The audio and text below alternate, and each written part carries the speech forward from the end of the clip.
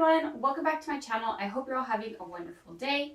Now more than ever, Lolita is quite accessible just in terms of how easy it is to find and shop for Lolita. So not only are there still the big Japanese brands, but now we're also able to shop from other Asian countries. Korea and China come to mind, and of course European brands and also brands from the Americas, both North and South. This is an amazing development. Of course, more Lolita is always good, and Lolita was always meant to be something that was shared and appreciated by anyone who wants to participate. But of course, that means a lot of new Lolitas are joining and perspectives on brands are changing.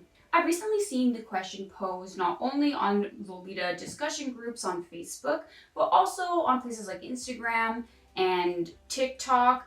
I don't have a TikTok, but I'm seeing this through secondhand sharing, is basically, why do Lolitas care about Japanese brands so much? I don't think this is necessarily a super new sentiment. There's always kind of been that one person. I don't think this is necessarily a super new thought. I mean, I feel like this is the basic idea behind the brand whore myth, is this Lolita who only cares about Japanese brands and thinks of anything else as inferior. I feel like I can speak to this issue because I pretty much exclusively wear Angelic Pretty, but I do have a few Taobao pieces, and I'm more than happy to shop from Chinese brands and indie brands for accessories and that kind of thing. I just find that the aesthetic of Angelic Pretty's main pieces are the most appealing to me. I feel like there's often this sort of divide that's perpetuated in the Lolita community, and also by people outside looking in, that isn't really true, where you have people who wear indie brands, be they Western or Chinese or from another country, and you have people who wear Japanese brands and who are dedicated to that, and oftentimes seen as more dedicated to a strict purist Lolita aesthetic. Again, I don't think this is actually real. The vast majority of people that I know wear a mix of both Japanese brands and indie brands, and if they only wear Japanese brands, it's usually because they're loyal to a specific brand, in the same way that I'm pretty loyal to Angelic Pretty. But I really wanted to dive into that question of why Lolitas care so much about Japanese brands. I think it's an interesting one, and I think it's one that can allow newer Lolitas to understand a bit more of the history behind the fashion. To be clear, there are problems with Japanese brands. Listen, they're brands, they're not your friend. At the end of the day, they're trying to make money, they're a part of capitalism, yada yada, whatever. But this isn't that video. I'm not here to go into the problems behind every single Japanese brand and their production methods and stuff, because I'm not going to do that for any other indie brands or anything. This is just about why Japanese brands matter to Lolita fashion. Whether you choose to shop from them or not isn't important to this video. And I'm not making this because I look down on non-Japanese brands, but just because Japanese brands are important to my Lolita aesthetic. So I'm editing the video right now, and I wanted to add a bit of context to what I'm saying, or more of a disclaimer, I guess, because I love a disclaimer.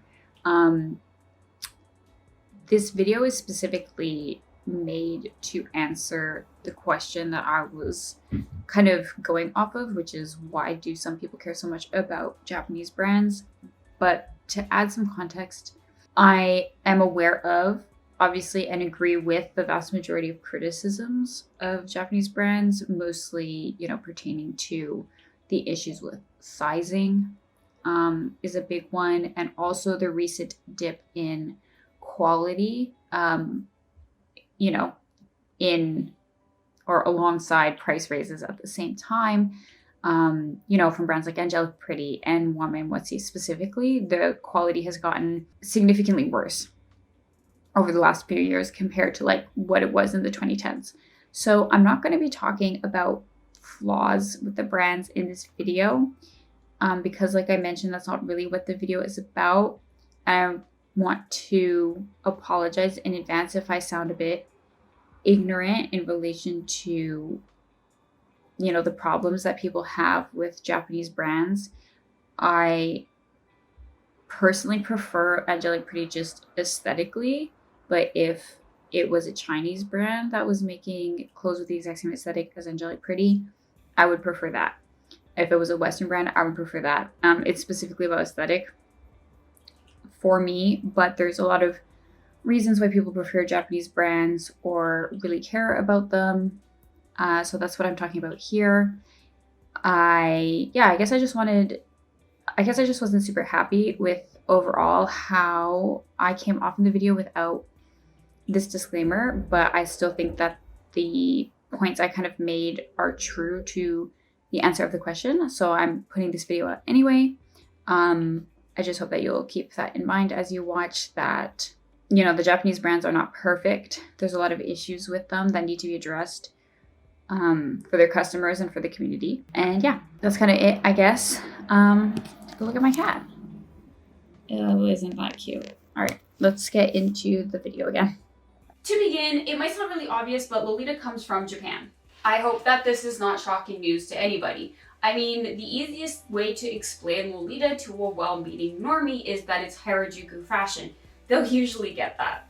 So it's pretty plain to say that we just wouldn't have this fashion without Japanese artists and designers who created it, but also just young Japanese people who started wearing it and popularized it and wore it in the street snaps that we love to see now. And of course, there was plenty of other people who contributed to Lolita in different ways. Writers, street photographers, and musicians were all relevant to the early Lolita scenes.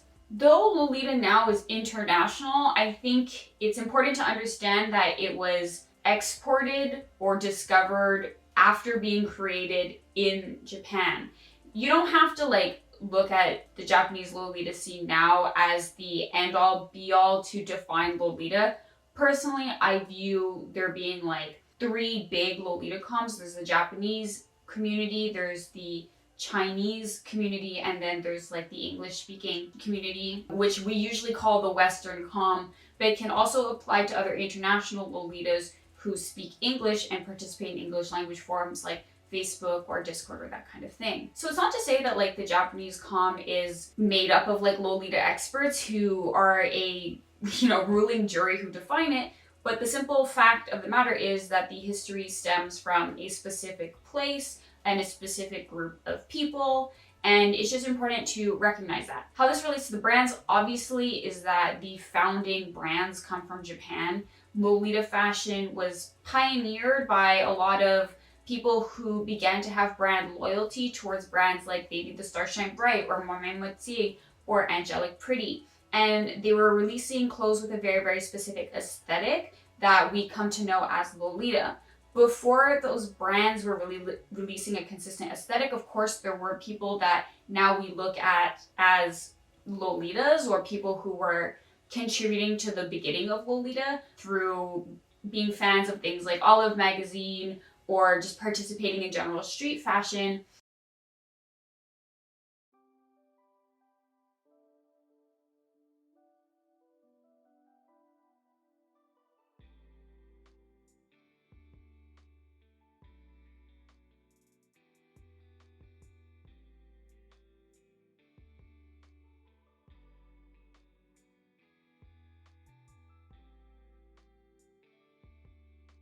So when you look at these brands that still exist today, like Baby the Star Shine Bright, Angelic Pretty, Momen Motsie, Victorian Maiden, Mary Magdalene,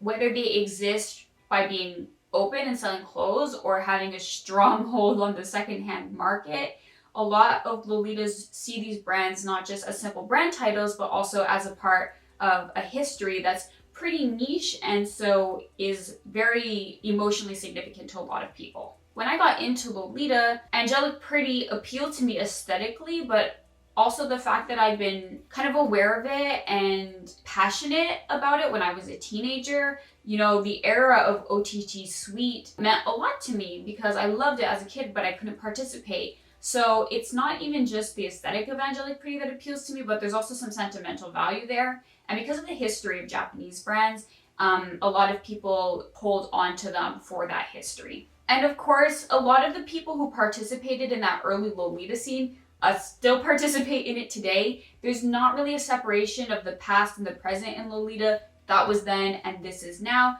It can be easy to say that when you see how much the Lolita aesthetic has evolved since the late 90s and early 2000s.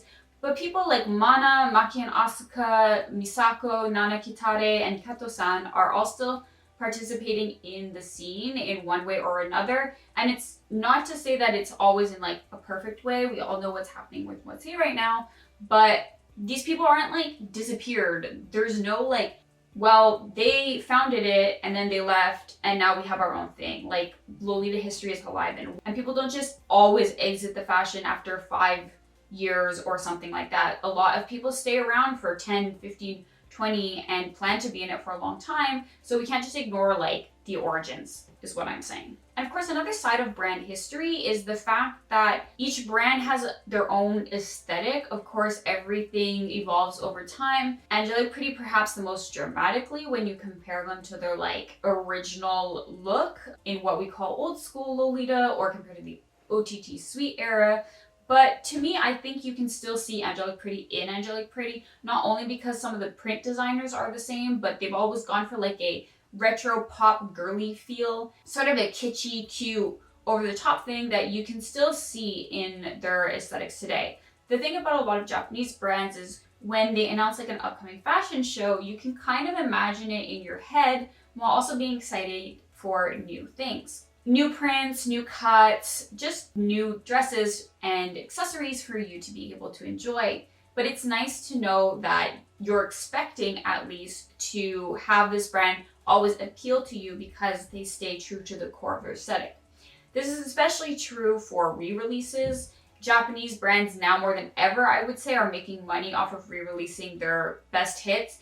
Baby the Star Shine Bright has their classic lines and man, it's slay after slay. Like all of those dresses are beautiful and it really just goes to show how the aesthetic of Baby has not had a drastic shift over the last like 20 or whatever years while still being consistent. I think this is also really good for the fashion because as much as I understand why people want and appreciate like innovation and change, I personally don't like trends. I, detest the idea of there being like micro trends in Lolita. Lolita is affected by the rest of the world, so of course there are, but I don't think we should chuck out the look from like 20 years ago just because it's old. And I think that Lolitas usually are not like that. I mean, look, old school is still super popular, but there was a period of time where old school was seen as Ida, so like we have still a long way to go in the community. Now I think we're less like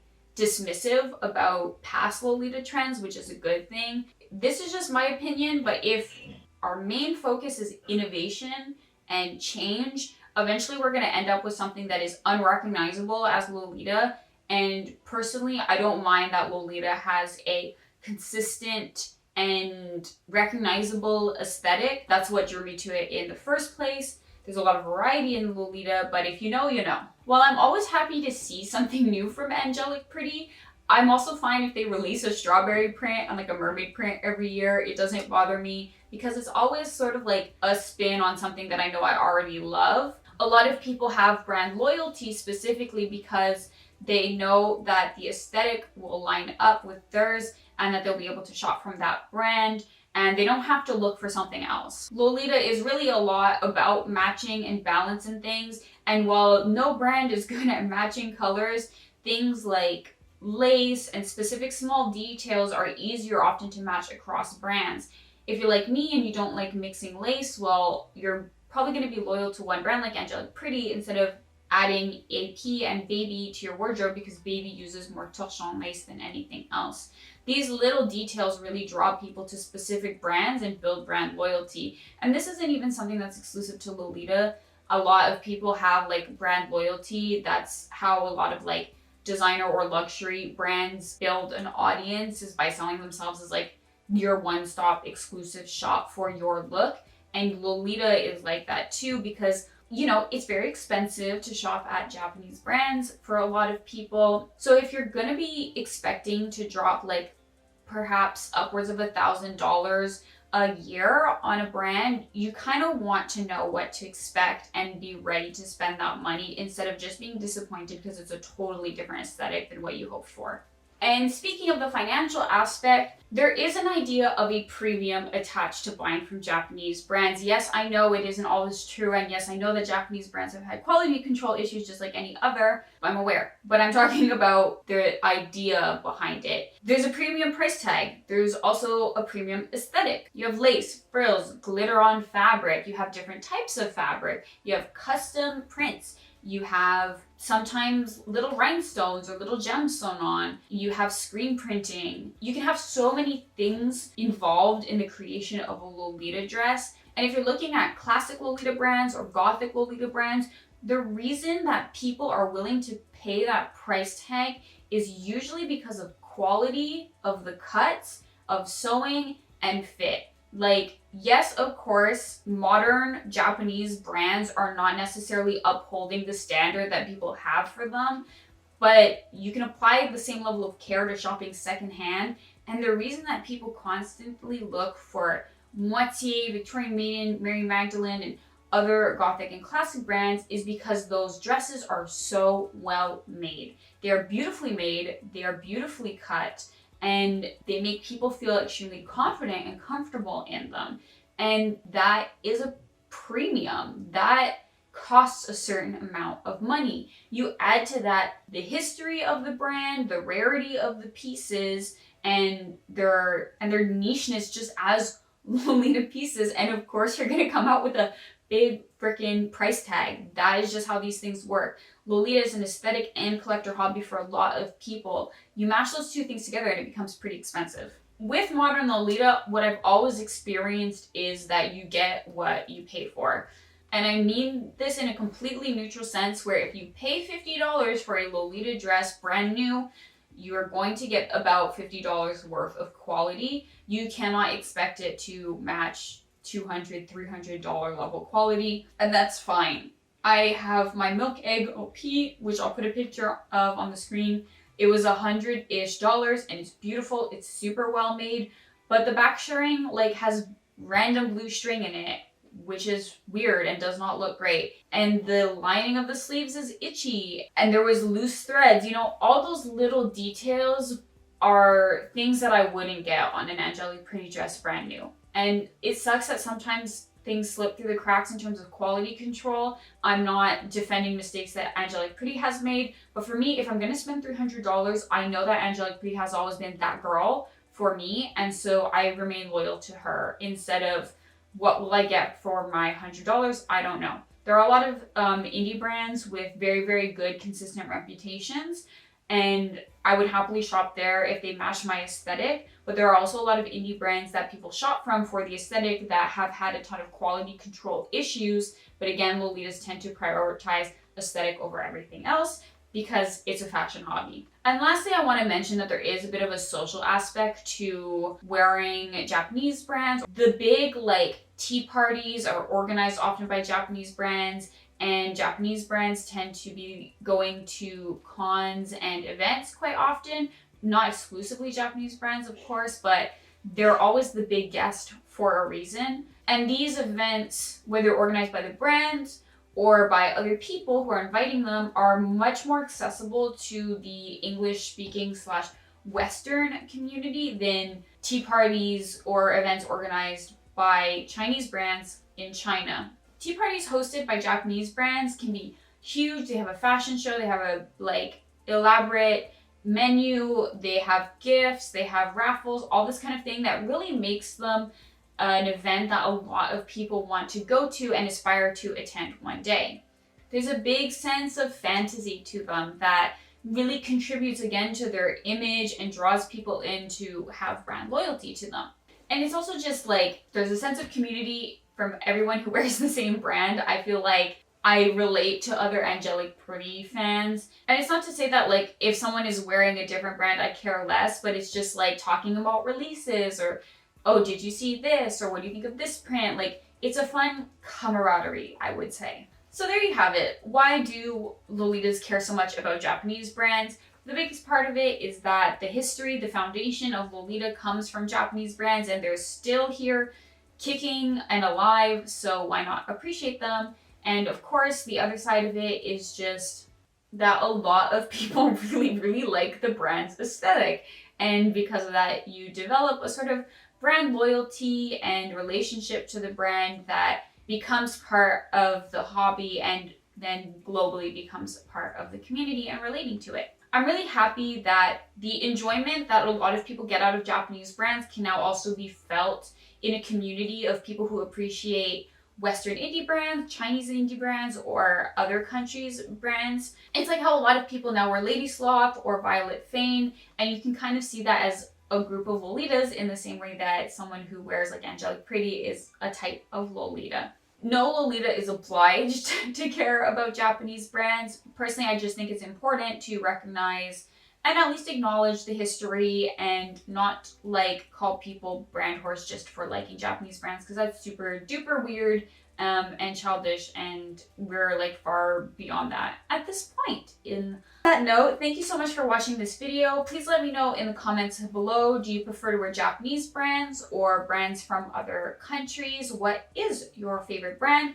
And you know what, if you don't like Japanese brands, please tell me why in the comments below. I would love to hear your perspective. If I saw a brand that for me matched Angelic Pretty's aesthetic perfectly, I still think I would stick to Angelic Pretty because they're the originator of the language. But I have to say I was really tempted by Sleepyland Shop's Biscuit Bears and Chocolatier dress. The only reason I didn't get it is because I don't wear brown. That's the closest I've gotten to like a print that felt Angelic Pretty level to me. Thank you again for watching. I hope you enjoyed the video, and I will see you in my next one. Until then, bye bye.